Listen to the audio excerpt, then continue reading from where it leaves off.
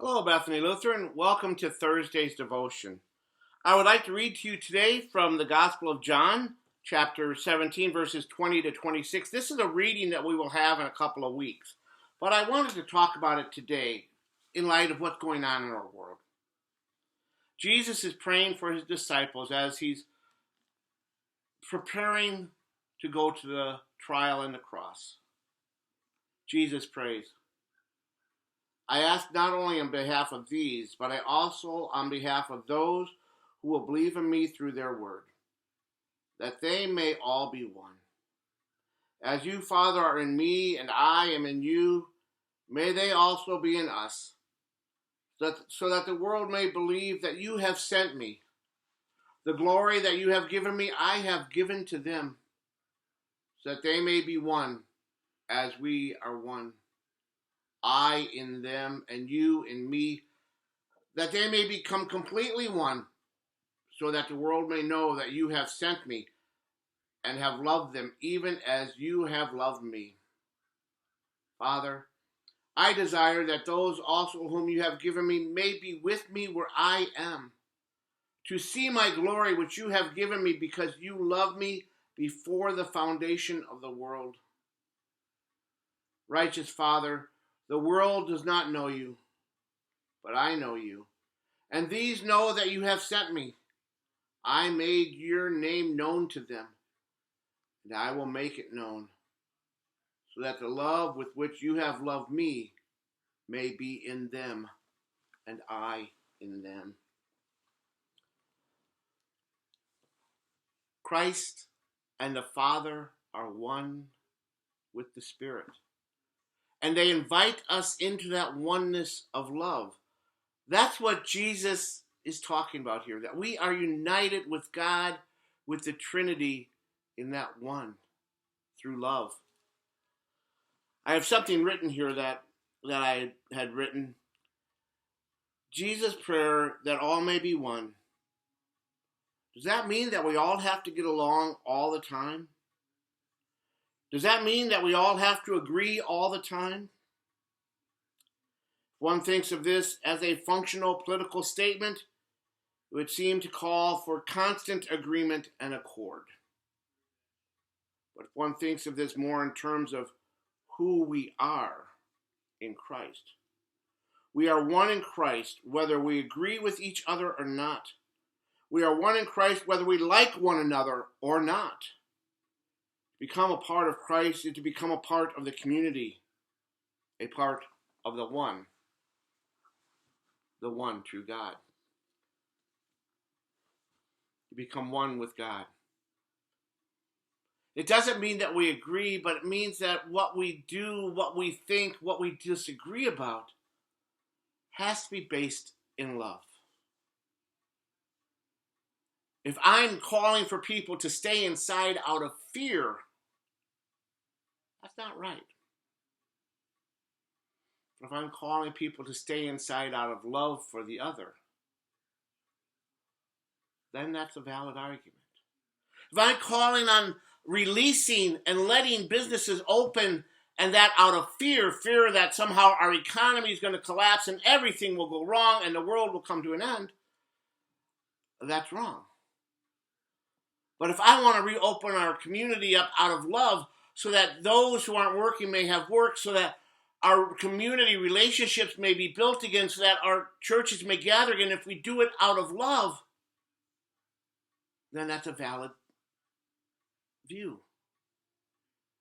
If our argument is based on love, then it is a fair argument. But if our argument is based on greed or fear or whatever else may be guiding us, that's not really of God. And that's not a valid argument. See, we can disagree and disagree in love. We can disagree and see that the other has a valid point. Now, maybe opening the economy may not be wise right now with the potential for so many losing their lives, with the potential of sacrificing the other just like the ancient cultures used to do. sacrifice one for the economy, for good crops or whatever, if we're willing to sacrifice life for gold, we're no different than the ancient cultures that performed human sacrifice.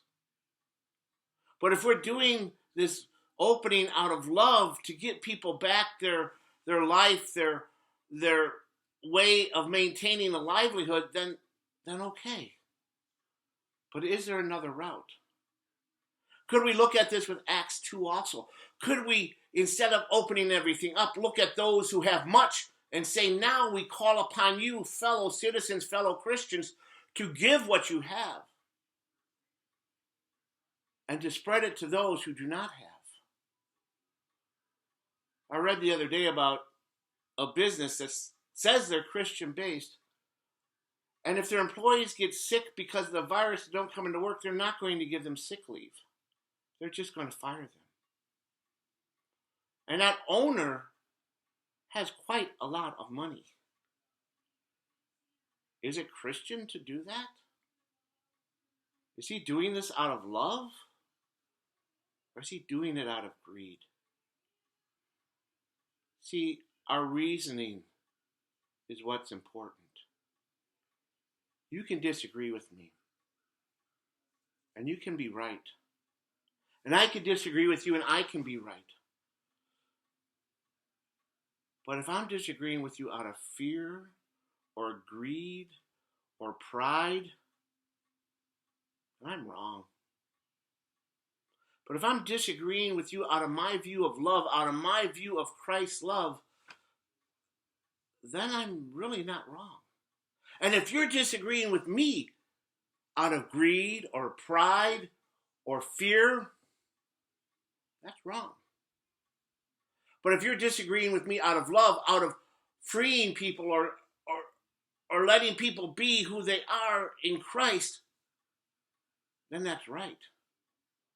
And we are one. You see, we can disagree with one another and still be in love. And I think that's what our world has lost. I think that's what our country has lost, this idea that if you don't agree with me, you're going to hell or wherever you want to send them. And if I disagree with you, well, then I'm just not a good Christian. We set up these false walls of hate and fear. When Christ calls on us to be one in love, even in our disagreement. You see, we are loved not because we do something, but because Christ makes us part of God's love. Love isn't an action we do. Love is who we are, what we are in Christ.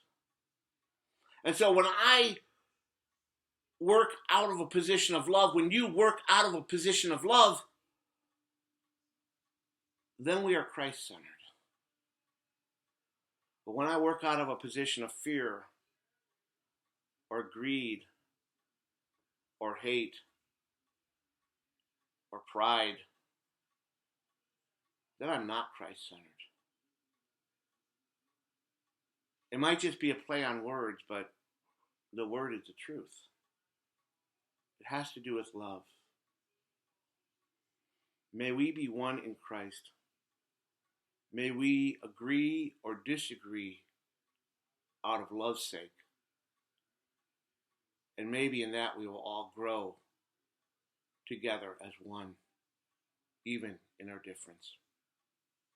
God bless. See you tomorrow.